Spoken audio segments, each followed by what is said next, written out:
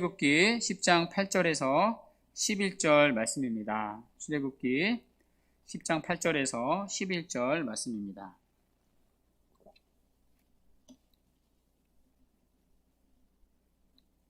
출애굽기 10장 8절에서 11절 말씀입니다.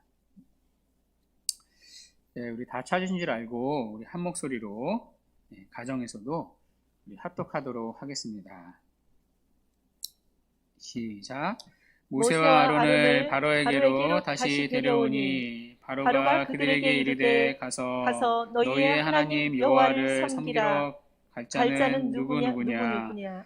모세가 이르되 우리가 여호와 앞에 절기를 지킬 것인즉 우리가 남녀노소와 양과 소를 데리고 가겠나이다. 바로가 그들에게 이르되 내가 너희와 너희의 어린 아이들을 보내면 여호와가 너희와 함께 함과 같으니라. 보라 그것이 너희에게는 나쁜 것이니라. 그렇게 하지 말고 너희 장정만 가서 여호와를 섬기라. 이것이 너희가 구하는 바니라. 이에 그들이 바로 앞에서 쫓겨나니라. 아멘. 네, 이 시간에는 함께 모여 드리는 예배라는 제목으로 하나님 말씀을 증거하도록 하겠습니다. 자, 오늘은 잠깐 요한복음 강해를 멈추고 주제 설교를 하겠습니다. 설교의 주제는 오늘 설교 제목처럼 세대 통합 예배입니다. 말 그대로 세대가 함께 모여 드리는 예배입니다.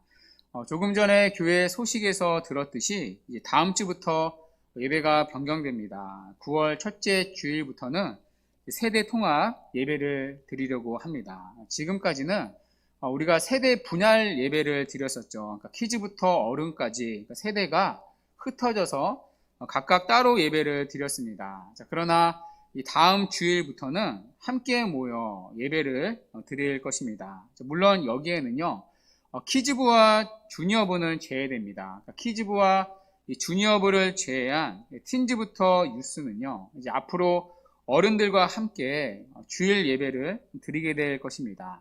자, 그러면 왜 갑자기 세대 통합 예배인가? 사실 이 갑자기는 아닙니다. 그러니까 전부터 제가 세대 통합 예배에 대해 간간히 말씀을 드린 적이 있습니다. 자, 왜냐하면 세대 통합 예배는요 가장 성경적인 예배이기 때문입니다. 사실 성경에 보면요 세대 분할 예배는 없습니다. 그러니까 세대가 따로 흩어져서 예배를 드렸다는 장면이나 표현은 없습니다. 그러니까 성경의 예배는요 세대 통합 예배로 가득 차 있습니다. 그러니까 어린이부터 또 성인까지 함께 모여 예배를 드린 장면으로 가득 차 있습니다. 자, 이것을 우리는요 성경 곳곳에서 확인할 수 있는데요. 자, 먼저 구약에서 확인할 수 있습니다. 자, 하나님은 이스라엘 백성들을 애굽에서 구원해 내십니다. 자, 그런데 구원해 내시는 목적이 무엇이죠? 자, 그 목적이 출애굽기 4장 22절에서 23절 말씀에 나오는데요. 제가 한번 읽어볼게요. 여호와의 말씀에 이스라엘은 내 아들 내 장자라. 내가 내게 이르기를 내 아들을 보내주어 나를 섬기게 하라. 하나님이 이스라엘 백성을 애굽에서 구원해 내신 목적이 무엇이죠? 나를 섬기게 하라. 한마디로 하나님을 예배하기 위함이었습니다. 자, 그래서 출애굽기 5장 1절에 보면 하나님은 모세를 통해 바로에게 이렇게 말씀을 하십니다. 자, 내 백성을 보내라. 그러면 그들이 광야에서 내 앞에 뭐를 지킬 것이라? 절기를 지킬 것이라 하셨나이다. 자, 그 밑에 출애굽기 5장 3절에선 이렇게 말씀합니다. 우리가 광야로 사흘길쯤 가서 우리 하나님 여호와께 뭐를 드리려 하오니요? 제사를 드리려 하오니 가도록 허락하소서. 그러니까 하나님이 이스라엘을 애굽에서 구원하신 목적은 다른 것이 아니었죠. 하나님을 예배하는 데 있습니다. 자, 그러면 하나님 앞에 예배하도록 구원받은 대상, 부름받은 대상이 누구이죠? 자, 오늘 본문 출애굽기 10장 9절에 그 리스트가 나오는데요. 자, 이 구절은요, 우리가 가정에서도 함께 읽겠습니다. 시작. 모세가 이르되 우리가 여호와 앞에 절기를 지킬 것인즉 우리가 남녀노소와 양과 소를 데리고 가겠나이다. 아멘. 절기를 지켜야 할 대상이 누구이죠? 남녀노소라고 말합니다. 그러니까 하나님은요, 가장 작은다부터 가장 큰 자들까지 함께 그분을 예배하기 원하셨던 것입니다. 자, 그런데요. 자, 이 제안에 대한 바로의 반응이 무엇이죠? 자, 본문 10절을 한번 보십시오. 자, 10절 같이 한번 읽어볼까요? 시작. 바로가 그들에게 이르되 내가 너희와 너희 어린 아이들을 보내면 여호와가 너희와 함께 함과 같으니라. 보라, 그것이 너희에게는 나쁜 것입니다. 아멘. 자, 어린 아이를 보내는 것이 어떤 것이라고요? 나쁜 것이라 말합니다. 그러니까 어린 아이들만큼은 절대로 보낼 수 없다는 거죠. 어디로요? 하나님을 섬기는 자리로요. 하나님을 예배하는 자리로요. 그러니까 예배의 자리에 아이들만큼은 절대로 보낼 수 없다는 것입니다. 자, 이 부분을요. 자, 매튜 헨리라는 분은 이렇게 주석을 했는데요. 자, PPT 한번 띄워주시겠어요? 제가 한번 읽어볼 테니까요. 눈으로 따라와 보세요. 자, 바로 왕 뒤에 사탄이 있었는데 그는 하나님을 섬기는 자들이 자녀들을 데려가서 하나님을 섬기게 하는 것을 막기 위해 할 수 있는 모든 것을 다 한다. 사탄은 왜 그렇게 하나님의 백성의 자녀들이 집회에 참석하지 못하게 막으려 한 것일까? 자, 그는 일찍부터 신앙의 주적으로서 그것이 그의 왕국의 이익에 얼마나 해가 되는지 알았던 것이다. 그러니까 여기 왕국은 사탄의 왕국이죠. 그러니까 우리 자녀들을 하나님의 예배에 참석시키는 걸 방해하는 것이 무엇이든 간에 우리는 그 안에 사탄의 손이 있다고 의심할 이유가 있다. 여러분, 이것은요, 우리가 깊이 생각해 보아야 할 너무나도 중요한 말입니다. 자, 하나님은요, 우리의 어린 아이들도 예배의 자리에 함께 있기를 원하십니다. 자, 그러나 사탄은 어떻게든 아이들을 예배의 자리에서 끊어내고 있다는 거죠. 여러분, 이 사탄의 유혹에 얼마나 지금도 많은 가정들이 그리고 많은 아이들이 하나님으로부터 멀어지고 있습니까? 그러니까 사탄의 계획에 지금 다 넘어지고 있는 거죠. 자, 그러나 하나님은 예배하는 자리에 우리 아이들도 함께 불러내고 계십니다. 자, 그래서 출애굽한 이스라엘 백성들은요, 언제나 함께 하나님을 예배했습니다. 자, 그 예를 우리는요, 이 시내산에서 발견할 수 있습니다. 자, 출애굽한 이스라엘 백성들은 시내산에서 하나님과 언약을 맺습니다. 뭐 다 아는 장면인데요. 자, 그 언약의 현장에는요, 어른들만 나와 있지 않았습니다. 애들은 집에 있고 어른들만 있는 게 아니라요. 자, 그 언약의 현장에는 어린 아이들도 함께 있었습니다. 자, 그 증거 구절이 출애굽기 19장 3절인데요. 우리 함께 같이 읽어볼까요? 시작.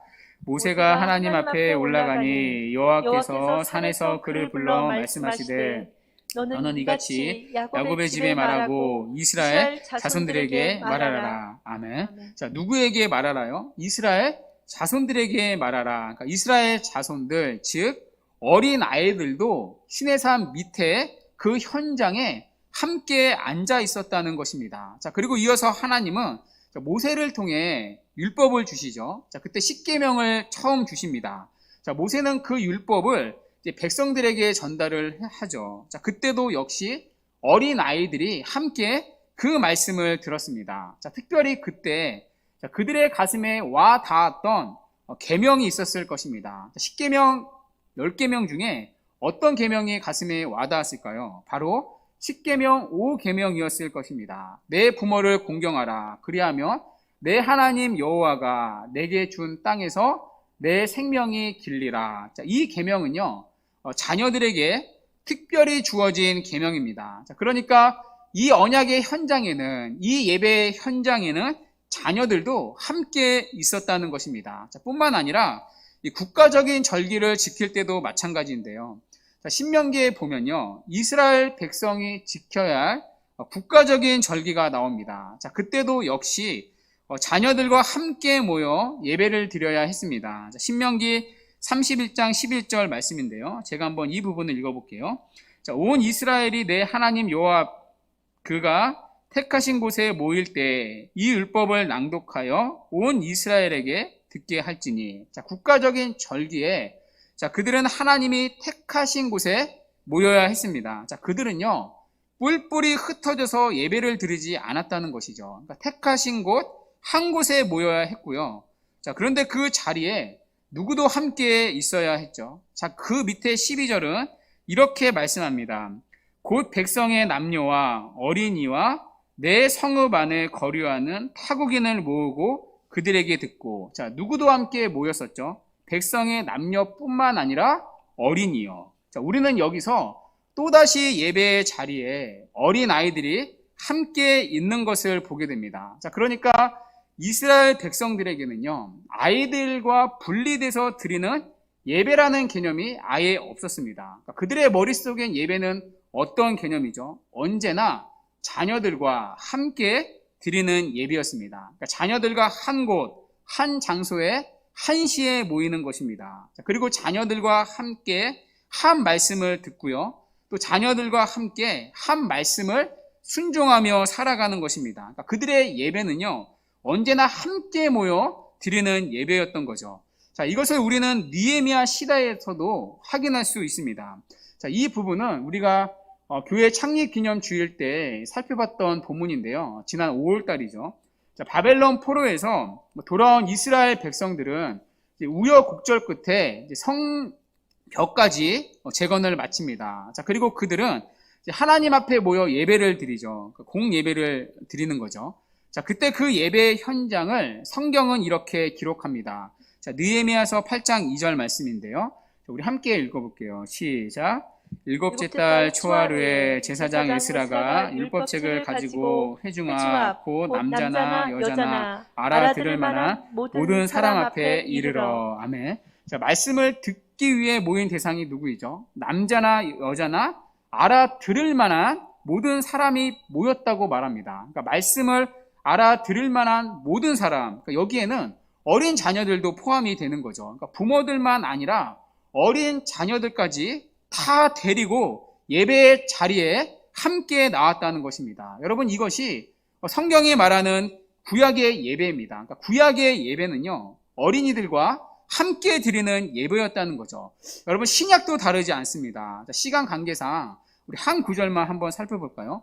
자, 마가복음 10장에 보면요, 예수님께서 제자들에게 말씀을 가르치고 계셨습니다. 자, 그때 사람들이 예수님께서 만져주심을 바라고 어린아이들을 예수님 앞에 데리고 나왔습니다. 자, 그때 예수님의 제자들이 어떻게 했죠?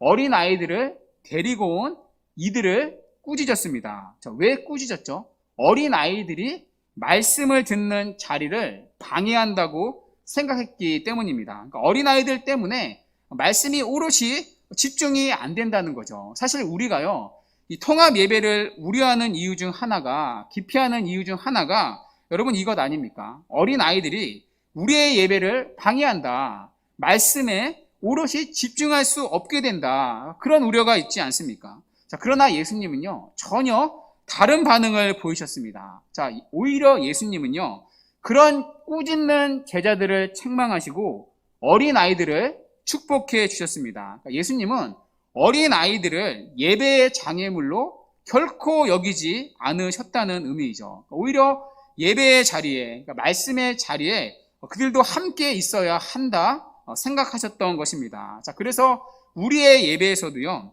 어린아이들을 예배의 장애물로 결코 여기면 안 된다는 거죠.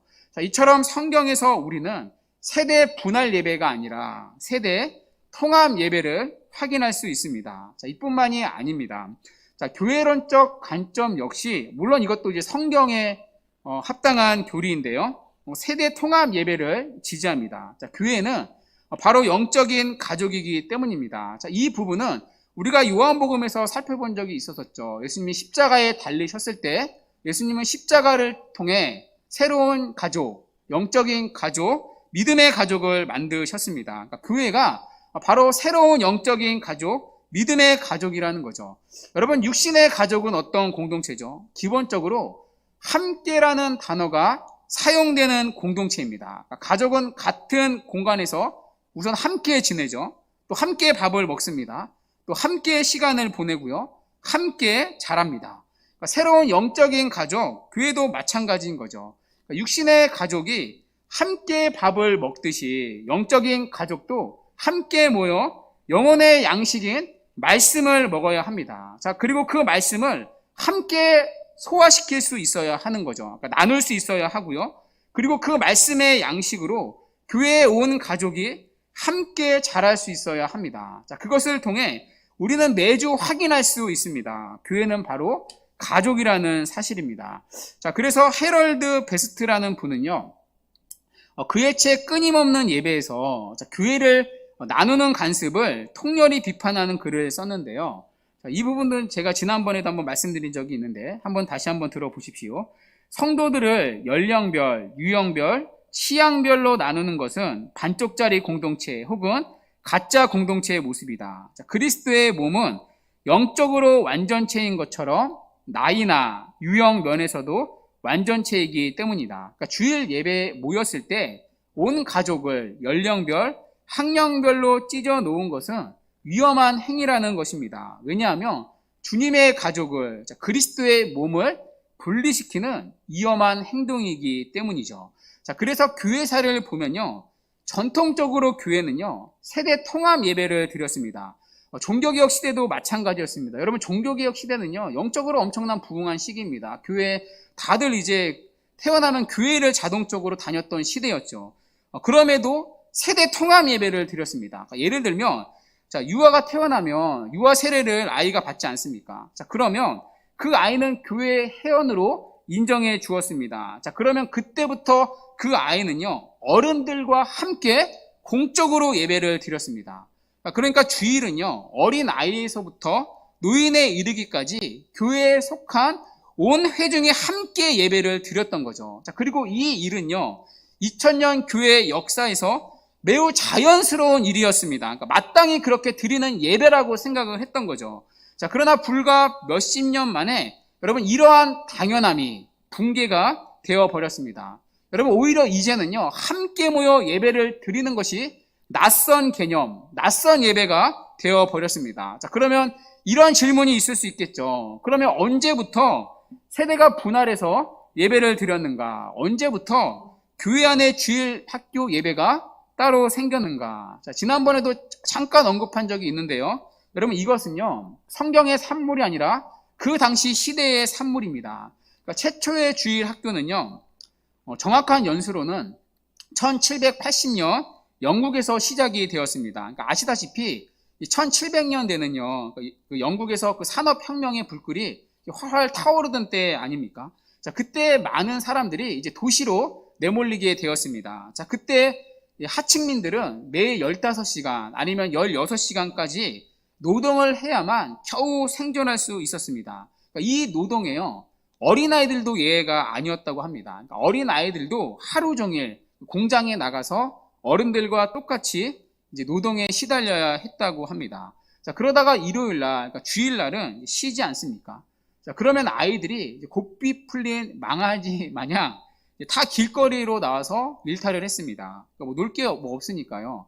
도시 구석구석에서 아이들이 모여서 사고를 치는 거죠. 한쪽에서 술을 마시기도 하고요. 한쪽에서 담배를 피기도 하고요. 또 서로 몰려다니면서 패싸움을 했습니다. 그러니까 아이들이 사회에서 방치가 되고 가정에서도 소외가 되었던 거죠. 자, 그때 이것을 심각하게 본 사람이 있었는데요. 바로 로버트 레이크스라는 사람입니다. 자, 이 사람은요, 이 목사가 아니라 평신도 신문 기자였습니다. 그러니까 기자니까 사회 문제를 또 취재하고 관심이 많았겠죠. 자, 그래서 이 사회적인 문제를 해결하기 위해 시작한 것이 바로 주일학교 운동이었습니다. 그러니까 주일에 거리에서 사고치는 아이들을 교회로 데리고 와서 교육을 시킨 거죠. 그러니까 글자를 가르치고요, 글자 읽는 것 가르치고 쓰는 것도 가르치고 또 도덕과 예절을 가르쳤습니다. 자, 그러니까 최초의 주일학교 운동은요, 사회 구제 운동의 일환으로 시작된 것입니다. 자, 그래서 처음에는 거리에서 떠도는 불신자들의 자녀들만 주일학교에 참석을 했습니다. 그러니까 신자의 자녀들은요, 어른들과 함께 그 시간에 예배하는 자리에 있었던 거죠. 자, 그런데 어느 순간부터 신자들의 자녀들도 주일학교로 오게 되었습니다. 자, 왜 주일학교로 오게 되었을까요? 부모들이 그녀의 자녀들이 불편했기 때문이죠. 함께 예배 드리는 것이. 자, 그렇게 시작된 주일학교가 시대를 거치면서 점점 교회 안에 자리를 잡게 된 거죠. 자, 그러다가 나중에는 교회가 또 한 번 이제 부흥의 시기를 거치지 않습니까? 자, 교회가 커지다 보니까 장년 예배와 어린 아이 예배를, 그러니까 주일학교 예배를 아예 나눠서 드리는 이 시스템이 구축된 것입니다. 자, 그러면서 이 공예배라는 개념 자체가 사실 유야무야 되었습니다. 이런 면에서 사실 그 세대가 나누어서 드리는 예배는요, 성경적 산물이 아닙니다. 엄밀히 말하면 시대의 산물인 거죠. 자, 그래서 이 장로교회 예배 지침에도 보면 이런 흐름이 반영되어 있습니다. 자, 장로교회, 이제 고신교회 예배 지침을 보면요, 제2장 4조에서 이렇게 말합니다. 자, 한번 PPT 보여주시겠어요? 제 4조에 보시면 이제 주일 공동 회집에 대한 이제 부분이 명시되어 있는데, 자, 주일은 공동 회집으로 모여 예배하는 것이 신자의 기본적인 의무이다. 그러니까 장로교는 이렇게 지금 예배를 드리라고 가르치는 거죠. 교회에 온 회중이 공동으로 함께 예배를 드리라는 겁니다. 그러니까 젖먹이에서부터 90대 노인까지 한 교회가 한 장소에서 한 시간에 예배하는 것이, 공동 회집하는 것이 신자의 기본적인 의미라고 말합니다. 자, 이어서 제9장 35조 1항은 이렇게 기록하고 있는데요. 자, 35조는요, 주일학교의 예배입니다. 자, 이렇게 기록되어 있습니다. 한 가족이 함께 하나님의 집에 모여 예배하는 것이 마땅한 일이나, 여기 한 가족은요, 육신의 가족뿐만이 아니죠. 영적인 가족, 교회도 한 가족이죠. 자, 그 가족이 함께 예배하는 것이 마땅한 일이라고 말합니다. 자, 그러나 실제로는 지금 어떻게 드리고 있죠, 교회들이? 시대의 흐름상 다 나눠서 드리고 있습니다. 자, 그래서 예배 지침에도 보면요, 헌법에도 보면요, 어느 정도 타협판을 그 밑에 제시하고 있습니다. 자, 물론 타협판이기는 하나 공예배를 보호하기 위해서 다음과 같이 분명하게 선언하고 있습니다. 그러니까 울타리를 쳐 놓는 거죠. 자, 그 울타리가 바로 밑에 2항에 나오는데요. 여러분 2항 보이시나요, 지금? 예, 한번 우리 같이 한번 읽어볼게요. 자, 시작. 영아부와 유치부, 유년부, 초등부를 제외한 주일학교 별도 예배는 허용되지 않으며 중학생 이상은 반드시 일반 공예배에 참석하게 한다. 여러분, 이것이요, 우리가 속한 장로교회 예배 지침이에요. 그러니까 여러분, 어디까지, 여기 보면 허용된 별도의 예배는 지금 어디까지죠? 초등부까지입니다. 그러니까 초등부까지는요, 주일 학교를 예외적으로 지금 허용되고 있습니다. 그러니까 장로교회가요, 우리가 속한 장로교회가요. 자, 그러나 중학생 이상은 반드시 일반 공예배에 참석하라고 말합니다. 이게 장로교회 헌법인 거예요. 고신뿐만 아니라 모든 장로교회요. 그러니까 반드시 중학생 이상은 반드시라는 말이 붙어 있죠. 참석해야 한다, 명시되어 있습니다. 자, 그래서 우리 교회는요, 성경을 따라서, 그리고 일단은 예배의 지침을 따르려고 합니다. 그러니까 초등부, 주니어부죠. 주니어부까지는요, 일단 따로 예배를 드리겠습니다. 대신에 중학생, 우리 교회는 이제 틴지죠. 자, 틴지부터는 주일 공예배에 함께 예배를 드리도록 하겠습니다. 자, 물론 가급적이면 주니어부 아이들도 함께 예배를 드리면 더욱 좋습니다. 자, 그러나 우리가 지금 처음 시작하는 단계니까요, 우선은 틴지부터 함께 예배를 드리도록 하겠습니다. 자, 물론 여기에 대한 우려가 있을 수 있습니다. 자, 어떤 우려가 있을까요? 아마 이런 우려가 있을 것입니다. 자, 아이들이 주일 공예배를 힘들어하지 않을까. 그러니까 유스는 괜찮지만 틴지들은 주일 공예배를 함께 드리는 게 힘들지 않을까. 틴지에게는 그들에게 맞는 언어로 단순화해서 가르치는 게 더 효과적이지 않을까. 자, 물론 어느 정도 일리 있는 우려입니다. 그러니까 틴지들에게 어른 설교가 어려울 수도 있을 것입니다. 자, 그런데요, 그건 어른들의 착각입니다. 자, 아이들도요, 충분히 말씀을 깨달을 수 있습니다. 오히려 아이들이요, 의외로 어른들보다 훨씬 더 말씀을 잘 들을 수 있습니다. 왜냐하면 설교는 인간의 사역이 아니라 성령 하나님의 은혜의 사역이기 때문입니다. 자, 그리고 여러분, 우리가 잊지 말아야 할 것이 있는데요.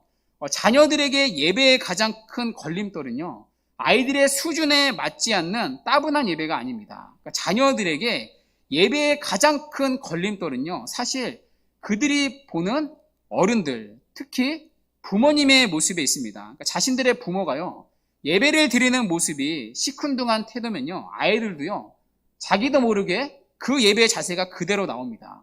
자, 반대로 자신들의 부모가요, 예배를 기쁨으로 드린다면요, 아이들도 예배를요, 자신도 모르게 소중하게 대합니다. 그러니까 아이들도 의무와 기쁨의 차이를 보고 아는 거죠. 자, 그래서 이 데니엘 하이드라는 분은 이렇게 말씀합니다. 자녀들에게 가장 큰 걸림돌은 예배가 따분하거나 아이들 수준에 맞지 않는 것이 아니라 부모로서 당신이 거룩한 예배를 소중히 여긴다는 것을 말과 행동으로 보여주지 못하는 것이다. 그래서 제가 늘 생각하는 신앙의 개념이 하나 있는데요. 신앙은 여러분 단순히 지식 전달이 아닙니다. 신앙은요, 보배입니다. 신앙은 보고 배우는 겁니다. 제가 전에 사역했던 교회가 세대 통합 예배를 드렸던 교회인데요. 그 교회는요, 기본적으로 중학생부터는 함께 주일 공예배를 드려야 했습니다. 주일에는요, 오전 예배뿐만이 아니라 오후 예배까지를 앉아서 예배를 드리고 집에 가야 했습니다. 물론 그 중에는 예배 시간에 조는 아이들이 있었습니다. 특히 이제 오후 예배는요, 점심 먹고 드리는 예배니까요, 아이들이 얼마나 피곤하겠습니까? 자, 그런데 제가 사역하면서 그 교회에서 본 게 있는데요, 아이들이 졸면서도 예배를 배웁니다. 그러니까 부모님들의 예배 드리는 모습, 그 뒷모습을 통해서요, 아이들이 예배를 배웁니다. 아멘을 배우고요, 헌금을 준비하는 것을 배우고요, 기도하는 법을 배웁니다. 예배를 빼먹지 않는 법을 배우고요, 찬양을 하는 법을 배우고요, 교회의 질서를 배우고요, 교회를 사랑하는 마음을 배웁니다. 무엇보다 온 가족이 함께 주일을 준비하고 함께 예배의 자리에 참석하는 과정에서 아이들은요, 교회가 가족이라는 사실을 배웁니다. 그러니까 교회가 그리스도의 몸이라는, 한 몸이라는, 우리가 한 가족이라는 사실을 배웁니다. 그러니까 자기들이 그 교회의 몸이라는 소속감, 교회의 정체성을 자연스레 가집니다. 그러니까 누가 가르쳐 줘서가 아니라 보고 자연스럽게 배우는 거죠. 자, 그래서 아이들이 교회를 위해 기도하는 사람으로 변합니다. 언제요? 어른들과 함께 예배를 드릴 때 말입니다. 자, 그런데요, 만약 아이들이 따로 예배를 드린다면 이런 유익들을 얻을 수 있겠습니까? 물론 수준에 맞는 설교는 들을 수 있을 것입니다. 또 아이들이 따로 예배를 드린다면요, 부모님들은 속이 편할 수 있습니다. 옆에 앉아있는 내 아이들을 신경 쓸 필요가 없으니까요. 자, 그런데요, 따로 예배를 드린다면 아이들은 이런 귀한 영적인 유산들을 어려서부터 결코 얻을 수 없을 것입니다. 오히려 아이들이 따로 예배를 드린다면 그들의 모습은 부모의 뒷모습이 아니라 떠들고 장난치는 친구들의 모습입니다. 아니면 대부분 영혼 없이 앉아있는 친구들의 모습일 수 있습니다. 자, 그러면 자연스레 예배에 대한 태도도 나빠지겠죠. 따로 예배를 드린다면 오히려 우리의 신앙의 교육에 역효과를 가져올 수도 있습니다. 자, 이런 면에서 아이들에겐 단순히요, 예배에서 설교가 전부가 아닐 수 있습니다. 우리가 함께 아이들과 예배할 때요, 아이들은 설교 외에 예배에서 배우게 되는 것들이 여러분 굉장히 많습니다. 그리고 이런 유익들은 함께 예배할 때만 얻게 되는 귀한 영적인 자산입니다. 여러분, 이뿐만이 아닙니다. 우리가 함께 아이들과 예배를 드릴 때 얻는 또 다른 장점이 있습니다. 바로 가정이 신앙으로 하나 될 수 있다는 것입니다. 제가 가정예배에 대한 설교를 할 때도 이 부분을 말씀드린 적이 있는데요. 사실 여러분, 아이들의 신앙은요, 부모에게 있습니다. 자, 그러나 오늘날은 부모가 그 책임을 다하지 못하고 있죠. 오히려 그 책임을 교회 주일학교에 떠맡기고 있습니다. 물론 주일학교에서 담당 교육자나 또 선생님들이 열심히 아이들을 신앙으로 양육합니다. 그리고 그들을 또 사랑으로 또 기도합니다. 자, 그러나 그 아이를 진정으로 사랑하는 사람은요, 여러분, 부모밖에 없습니다. 그러니까 부모만큼요, 그 아이를 사랑하는 사람은 없습니다. 부모만큼 그 아이의 신앙을 위해, 회심을 위해, 구원을 위해 울어줄 사람은 없습니다. 자, 그런데도 우리는 아이의 신앙을 교회에 맡깁니다. 자, 문제는요, 예배를 따로 드리다 보니까 주일 학교에서 무엇을 가르치고 배우는지 자세히 알지를 못합니다. 이 아이가 오늘 어떤 설교를 듣고 왔는지 모릅니다. 심지어 우리 아이에게 구원의 확신이 있는지조차도 알지 못할 수 있습니다. 같은 교회를 다니는 것 말고는요, 신앙의 공통 분모를 찾을 수 없습니다. 아이와의 신앙을 공유할 접촉점이 없는 거죠. 부모와 아이의 신앙이 단절됩니다. 다른 말씀을 듣습니다. 다른 찬양을 부릅니다. 다른 기도의 제목을 가지고 교회에서 각자 다른 부서에서 기도합니다. 신앙이 계승되지 못하는 거죠. 그러니 가정과 교회가 연결되지 못하고요. 부모와 자녀가 말씀으로 하나 되지 못합니다. 그러나 이러한 단절을 이어주는 것이 바로 세대 통합 예배입니다. 함께 예배를 드리면요, 같은 말씀을 들을 수밖에 없습니다. 그러면 같은 말씀으로 가정에서 나눌 수 있고요, 같은 말씀으로 함께 한 주를 살아갈 수 있습니다. 주일의 설교 말씀이 부모와 자녀 모두에게 함께 한 주를 살아가는 목표와 근거와 그리고 신앙의 대화를 할 수 있는 기회를 자연스레 마련해 주는 거죠. 실제로 이 조엘 비키 목사님의 책에 보면 이제 이런 간증이 있더라고요. 이 부분도 가정 예배에 대한 설교를 할 때 나눈 적이 있었는데요. 이 분은 다니는 교회가 이제 온 세대가 이제 다 같이 자녀들과 함께 예배를 드리는 교회였다고 합니다. 자녀들이 7살 때부터는 주일 설교 말씀을 기록하도록 훈련을 시켰대요. 그리고 예배가 끝나면 이제 가족이 집에서 함께 모여서 필기한 것들을 읽었다고 합니다. 그리고 설교에 관해 나눴습니다. 이것이 아이들의 신앙 성장에 굉장히 큰 도움이 되었다고 합니다. 그러니까 자연스레 신앙의 대화를 가정에서도 할 수 있는 기회가 마련되는 거죠. 그러니까 가정과 교회가 자연스레 연결이 되고요. 그렇게 한 가족이, 부모와 자녀가 한 말씀의 양식을 먹고 함께 자라가는 것입니다. 이런 면에서요, 세대 통합 예배는요, 우리의 예배를 풍성하게 만들어줄 것입니다. 뿐만 아니라 우리의 가정을 신앙으로 하나 되어 세워줄 것입니다. 뿐만 아니라 부모의 신앙이 다음 세대로 계승될 것입니다. 그러면 교회는 튼튼하게 세워질 것입니다. 이런 면에서 어린 아이들과 함께 예배를 드리는 것은 교회의 의무인 동시에, 성경적인 의무인 동시에 엄청난 성경이 약속한 축복을 가지고 있습니다. 그래서 이 축복을요, 다음 주부터는 우리 교회가 함께 누리려고 합니다. 일단 팀즈는 9시에 함께 예배를 드릴 거고요. 예배 후에 팀즈는 따로 모여 이제 공과 모임을 갖게 될 것입니다. 유스는요, 11시에 함께 모여 예배를 드리게 될 것입니다. 그리고 오후 2시에 별도로 유스 모임을 갖게 될 것입니다. 자세한 사항은 이제 각 부서에서 따로 이제 공지를 할 것이고요. 물론 지금은 비대면이라 함께 예배당에서 예배를 드릴 수는 없습니다. 당분간은 함께 예배하되 비대면으로 예배를 드릴 것입니다. 팀즈는 9시에 온라인으로 예배를 드릴 것이고요. 유스는 11시에 온라인으로 예배를 드리게 될 것입니다. 그리고 이후에 부서에 따라 모임을 이제 적절하게 따로 갖게 될 것입니다. 물론 처음이라 이제 우리 교회가 처음은 시행하는 거잖아요. 시행착오가 있을 것입니다. 또 아이들이 쉽게 예배에 적응하지 못할 수도 있을 것입니다. 또 우리 아이들을 데리고 나오는 부모님들이 함께 예배를 드릴 때 불편함과 또 여러 가지 미숙함도 있을 것입니다. 그러나 그만큼 교회를 위해서, 또 예배를 위해서 함께 기도해 주십시오. 우리를 교회로 모으신, 하나된 몸으로 모으신 삼위 하나님의 풍성한 은혜가 있을 것입니다. 무엇보다 성령 하나님께서 함께 예배드리는 우리 아이들의 마음속에, 어른 예배이지만 그들의 마음속에 적절한 믿음을 일으켜 주시기를 기도해 주십시오. 그래서 바라기는 우리 교회가 아름다운 성경의 전통을 따라 함께 모여 드리는 이 복된 예배를 다시 회복하는 은혜가 있기를 바랍니다. 그래서 예배를 통해 가정과 교회가 회복되고 튼튼하게 세워지는 복된 은혜가 우리 모두에게 있기를 주님의 이름으로 간절히 축원합니다. 아멘.